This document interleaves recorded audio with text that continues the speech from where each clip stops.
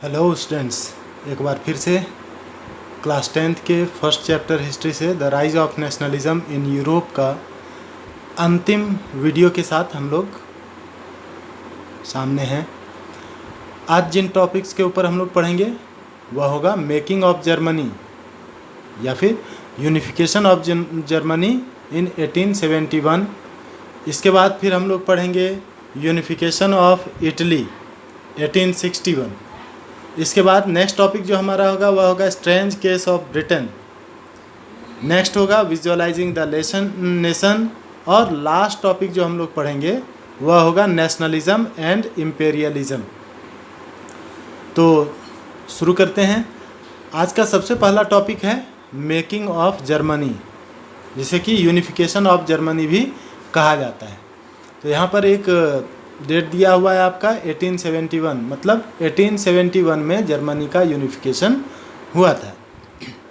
हम लोगों ने इससे पहले के वीडियोस में पढ़ा है कि किस तरह से यूरोप लगातार रेवोल्यूशंस के दौर से गुजर रहा था, लगातार वहाँ पर रेवोल्यूशंस हो रहे थे। और रेवोल्यूशन को कहीं ना कहीं हम लोग एक बदलाव के तौर पर भी देख सकते हैं कि यूरोप में इतनी अशांति हो गई थी कि वहाँ पर लोग बदलाव की उम्मीद में एक के बाद एक रेवोल्यूशंस कर रहे थे। अब यहाँ पर यदि देखें तो सबसे पहले जर्मनी के यूनिफिकेशन के बारे में पढ़ें। एकीकरण, जर्मनी का एकीकरण, जैसा मैंने पहले भी आपको कई बार बताया है कि इस समय तक यूरोप के ज़्यादातर जो देशों के नाम आज हम लोग जानते हैं वो सारे उस समय टेरिटरीज़ थे, छोटे छोटे टेरिटरीज़ में बटे हुए थे और उसे कोई भी स्पेसिफिक एम्पायर अपने कंट्रोल में रूल करता था। जर्मनी की बात करें तो वहाँ भी एक स्पेसिफिक एम्पायर का रूल चल रहा था।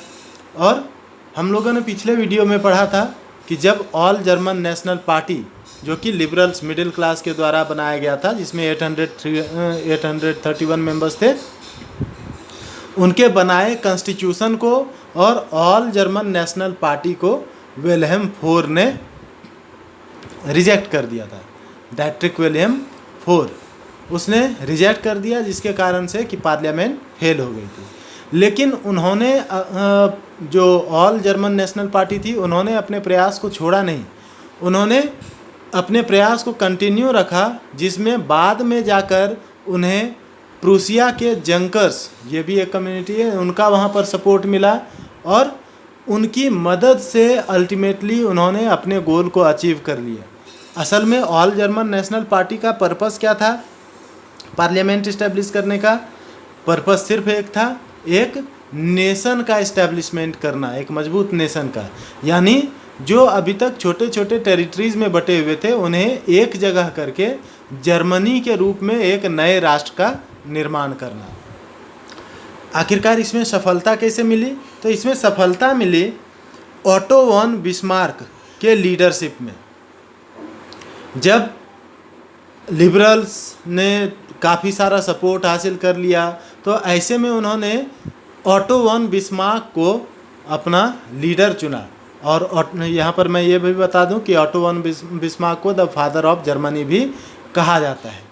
ठीक है, चूँकि लीडरशिप प्रूसिया के हाथ में था, वहाँ का सबसे famous leader auto von Bismarck था, तो उसके हाथ में लीडरशिप दे दी गई कि आप हमारे जो प्लान है एक नेशन के इस्टेब्लिशमेंट का, उस प्लान को आगे बढ़ाइए।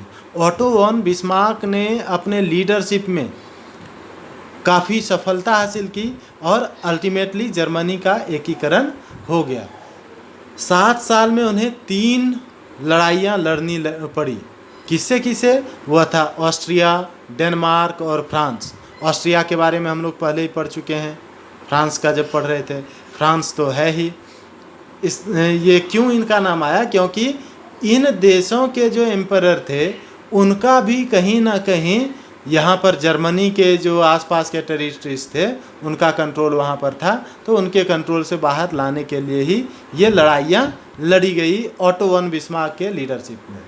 अंतिम में ऑटो वन बिस्मार्क को इसमें जीत हासिल हुई और प्रूसिया ने इन तीनों युद्धों में विजय हासिल की, जीत हासिल की। और जनवरी 1871 में कैसर विलियम फर्स्ट को राजा के रूप में इस्टेब्लिश कर दिया गया, राजा घोषित कर दिया गया। कहाँ का? King of German empire.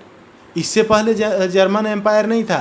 First German empire का जब इस्टेब्लिशमेंट किया गया, फाउंडेशन रखा गया, तो उसमें कैसर विलियम फर्स्ट को इसका राजा चुना गया और इसके साथ ही 1871 जनवरी को जर्मनी एक इंडिपेंडेंट न्यू नेशन के रूप में उभर कर सामने आया। तो इस तरह से जर्मनी का एकीकरण, यूनिफिकेशन ऑफ जर्मनी या मेकिंग ऑफ जर्मनी 1871 में जाके सक्सेसफुल हुआ और जर्मनी एक नए राष्ट्र के रूप में सामने आया। ठीक है, अब आगे देखें unification of Italy.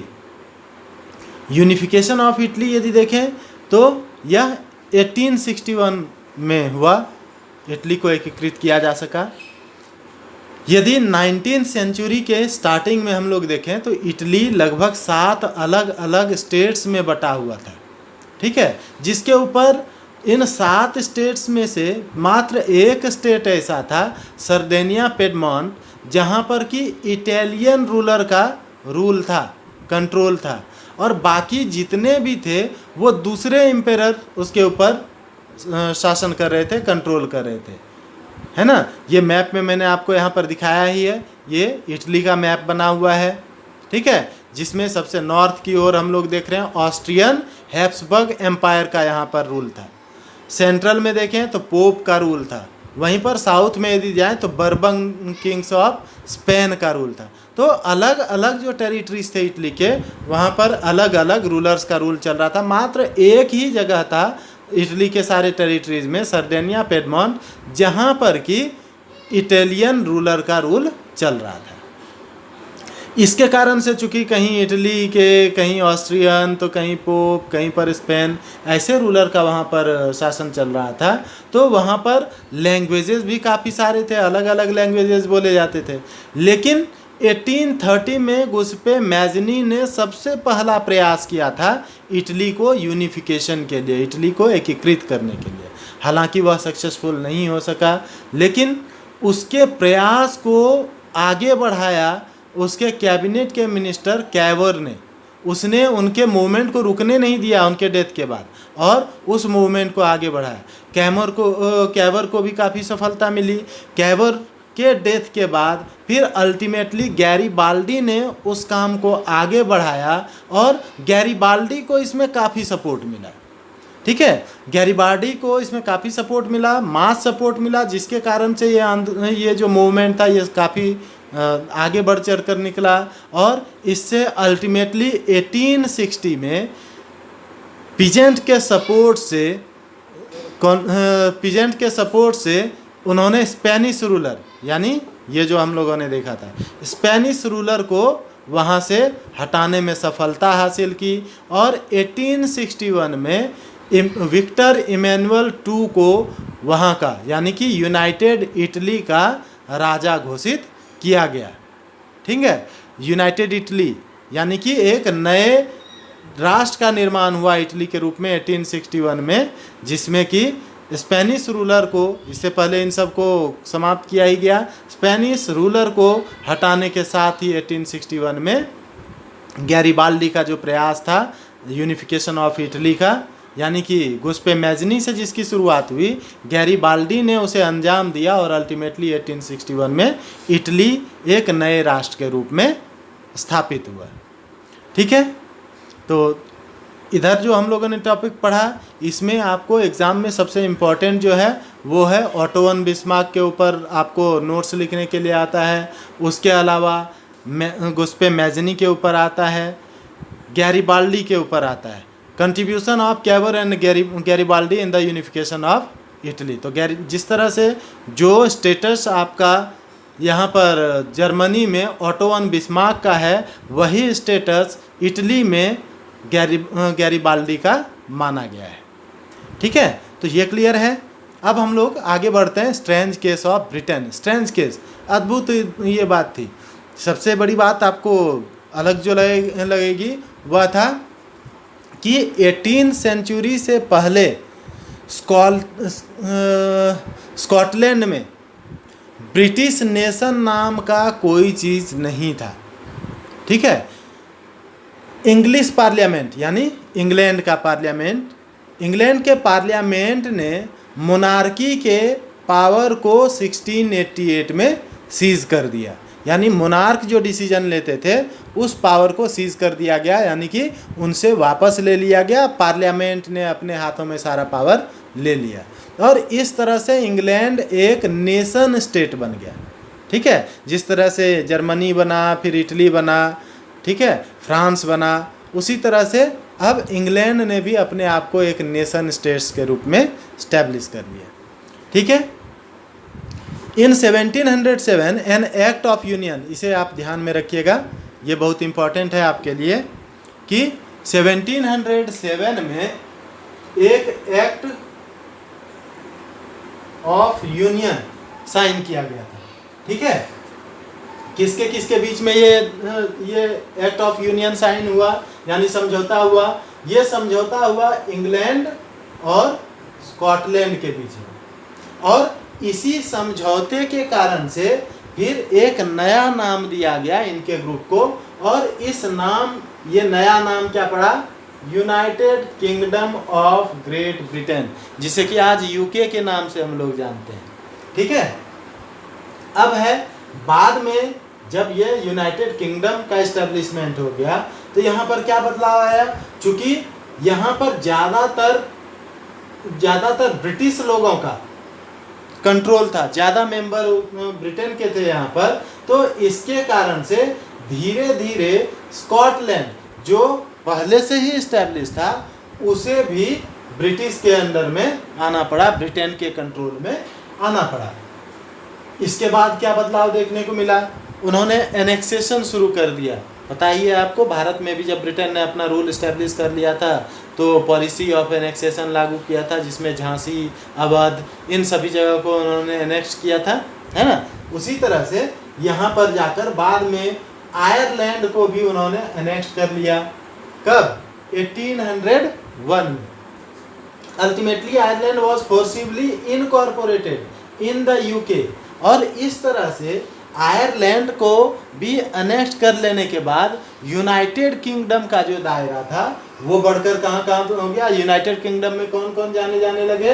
England, Scotland और आयरलैंड। हाल फिलहाल में स्कॉटलैंड ने अपने आप को यूके से अलग कर लिया। ठीक है। अब इन तीनों को जब इकट्ठा कर लिया तो पहले मैंने बताया कि ब्रिटेन का यहाँ पर ज़्यादा इन्फ्लुएंस था, ज़्यादा कंट्रोल था। इसके कारण से यूके का जो फ्लैग बना वह किसको रखा गया? यूके के फ्लैग के रूप में ब्रिटिश फ्लैग जो यूज होता था उसी को यूज किया गया। नेशनल एंथम भी ब्रिटेन का ही यूज हुआ और लैंग्वेज भी इंग्लिश चुनी गई। ठीक है। तो ये हुआ स्ट्रेंज केस ऑफ ब्रिटेन। एक समय इसका कोई अस्तित्व ही नहीं था, और जब यह अस्तित्व में आया तो इसने पूरी तरह से अपने इस रीजन के ऊपर, नेशन स्टेट्स के ऊपर अपना कंट्रोल स्टैब्लिश कर लिया। आगे हम लोग बढ़े, विजुअलाइजिंग द नेशन। लगातार नेशन का फॉर्मेशन हो रहा था। अब क्या हुआ? अब नेशन को एक फीमेल फिगर के रूप में पोर्ट्रे किया जाने लगा, दिखाया जाने लगा, जिसे कि एलिगोरी का नाम दिया गया। ठीक है। एलिगोरी मतलब ही हुआ कि फीमेल के रूप में नेशन को रिप्रेजेंट करना। In France the allegory was Christianity के रूप में वहाँ पर फीमेल। ठीक है। यानी किसके? आपको याद होगा, ये नाम याद है क्या? फ्रांस में मारियाने एंटोनेट कौन थी? वो लुईस 16 की वाइफ थी। ठीक है। हम लोगों ने पढ़ा था फ्रेंच रेवोल्यूशन में। ठीक है। क्लास 9 में आपने ये पढ़ा था, जब कि ऑस्ट्रियन प्रिंसेस थी ये। ठीक है। और इससे लुईस 16 ने शादी की थी। इन जर्मेनिया बिकम, जर्मेनिया आप लोगों ने पढ़ा ही है, तो जर्मेनिया बिकम द एलिगोरी, यानी फीमेल फिगर के रूप में वहाँ जर्मेनिया को दिखाया गया। फ्रांस में मारियाने को दिखाया गया, और अब फीमेल फिगर के रूप में ही नेशन को अब रिप्रेजेंट किया जाता था। हमारे भी देश में जब फर्स्ट पोर्ट्रे किया गया अवनींद्रनाथ टैगोर के द्वारा, तो हम लोग देखेंगे आगे जो 3rd चैप्टर हम लोग पढ़ेंगे नेशनलिज्म इन इंडिया, तो उसमें हम लोग देखेंगे कि अवनींद्रनाथ टैगोर ने जो एक पोर्ट्रेट तैयार किया था उसमें भी हमारे देश को मातृभूमि के रूप में दिखाया गया, एक फीमेल फिगर के रूप में दिखाया गया। ठीक है, यहाँ तक हो गया। नेक्स्ट है आपका नेशनलिज्म एंड इम्पेरियलिज्म। अब नेशनलिज्म तो हो गया, लेकिन अब जो यूरोपियन कंट्रीज थे उसमें कॉलोनी को एस्टेब्लिश करने का, यानी ज़्यादा से ज़्यादा टेरिटरीज के ऊपर अपना कंट्रोल इस्टेब्लिश करने की शुरुआत हो गई। यह आगे बढ़ा, नाम आता है बाल्कन्स। ठीक है, उस समय जिसे बाल्कन्स कहा जाता था, यानी एक कॉम्बिनेशन ऑफ टेरिटरीज हो गया बाल्कन स्टेट। हाँ, ये कौन कौन से आज के देशों से मिलकर बना हुआ था? ये था Romania, Bulgaria, Albania, Greece, Macedonia, Croatia, Bosnia Herzegovina, Slovenia, Serbia etcetera. ठीक है, इस तरह से ये सारे देश उस समय बाल्कन्स में थे। और हर एक यूरोपियन कंट्रीज जितने भी थे, कौन कौन, ये जितने भी हम लोग पढ़ रहे हैं, इंग्लैंड हो गया, दैट मीन्स यूके, और उसके बाद फिर फ्रांस, इन सभी की नज़र इसके ऊपर, इन टेरिटरीज के ऊपर बनी हुई थी कि ज़्यादा से ज़्यादा जगह पर इनका कंट्रोल हो जाए। Balkans was a region of geographical and ethnic variation was under the control of Ottoman empire. ठीक है, यहाँ पर बाल्कन्स जो रीजन थे उसके ऊपर कंट्रोल किसका था? ऑटोमन एम्पायर का। हम लोगों ने इससे पहले भी ऑटोमन टर्क के बारे में पढ़ा था, तो उन्हीं का कंट्रोल यहाँ पर भी था। लेकिन हम लोगों ने यह भी पढ़ा था कि इसमें नेपोलियन के बारे में कि जब वह वहाँ का शासक बना तो वो चुपचाप नहीं बैठा, उसने अपने टेरिटरीज को एक्सपेंड करना शुरू किया। ठीक है, किसके थ्रू? तो रोमांटिक नेशनलिज्म के थ्रू अपनी सेना को छोड़ दिया कि आप अपनी टेरिटरीज को और आगे बढ़ाएं। ठीक है, इसके कारण से इस रीजन का, खासकर बाल्कन्स जो था, वो एक एक्सप्लोसिव रीजन बन गया, क्योंकि हर एक की नज़र वहाँ के उसके ऊपर थी और हर कोई चाहता था कि उसके ऊपर हमारा कंट्रोल हो जाए। ठीक है, इसके कारण से अब क्या हुआ कि बाल्कन्स में हर एक स्टेट, ये कंडीशन हमारे भी देश में थी। मुगलों का शासन हमारे यहाँ क्यों हुआ? क्योंकि हर एक राजा एक दूसरे से जलन रखता था कि उसके ऊपर अटैक हुआ तो चलो अच्छा ही हुआ, उससे मेरी दुश्मनी थी। ठीक है, और कुछ समय बाद उनके ऊपर भी अटैक हो जाता, यानी कोई एक दूसरे का भला नहीं सोच सकता था, सभी दूसरे का बुरा ही सोचते थे। उन्हें यह नहीं समझ में आ रहा था कि आज यदि उसकी बारी आई है तो अगला अटैक उनके ऊपर भी हो सकता है। इस तरह से सभी एक दूसरे को नुकसान पहुंचाना चाहते। वही स्थिति यहाँ पर भी थी और इस स्थिति ने उन्हें काफ़ी कमज़ोर कर दिया था। The Balkan states were fiercely jealous of each other and each hoped to gain more territory। हर एक का उम्मीद था कि हम लोग और दूसरे टेरिटरी के ऊपर कंट्रोल एस्टेब्लिश कर लें। And expenses of each other, हर एक टेरिटरीज और एक्सपेंस के ऊपर उनका कंट्रोल हो जाए। This led to a series of wars in the region and finally resulted in the First World War 1914 to 1918। ये जो सिचुएशन बना, यही कहीं ना कहीं फर्स्ट वर्ल्ड वॉर का एक सबसे एक्सप्लोसिव रीजन बना। बाल्कन पर हर कोई कंट्रोल करना चाहता था। बाल्कन्स के भी जितने टेरिटरीज थे वो भी अपने दूसरे टेरिटरीज को अपने कंट्रोल में करना चाहते थे। ओवरऑल यही था कि सभी युद्ध चाहते थे और इसी के सिचुएशन के कारण से ये फर्स्ट वर्ल्ड वॉर का सिचुएशन बना और अल्टीमेटली 1914 में फर्स्ट वर्ल्ड वॉर शुरू हो गया। और आप जानते ही हैं कि फर्स्ट वर्ल्ड वॉर कितना विभत्स साबित हुआ, कितना डेंजरस साबित हुआ, कितना नुकसान हुआ विश्व को। ठीक है, तो इस चैप्टर में इतना ही आपको पढ़ना था। ठीक है, बाल्कन्स वॉर आपको टॉपिक भी आता है, 3 मार्क के क्वेश्चन में पूछा जाता है। Explain the situation of Balkans. ठीक है, तो ये आपका लास्ट टॉपिक था। इसके साथ ही हम लोगों का यह चैप्टर ख़त्म होता है। उम्मीद है जितने भी वीडियोस आपके लिए मैंने इस चैप्टर से रिलेटेड बनाया वह आपको निश्चित रूप से फ़ायदा देगा। आपका कोई भी डाउट हो तो अपने डाउट को कमेंट सेक्शन में आप लिखें। मैं कोशिश करूंगा कि आपके उस डाउट को क्लियर कर सकूं।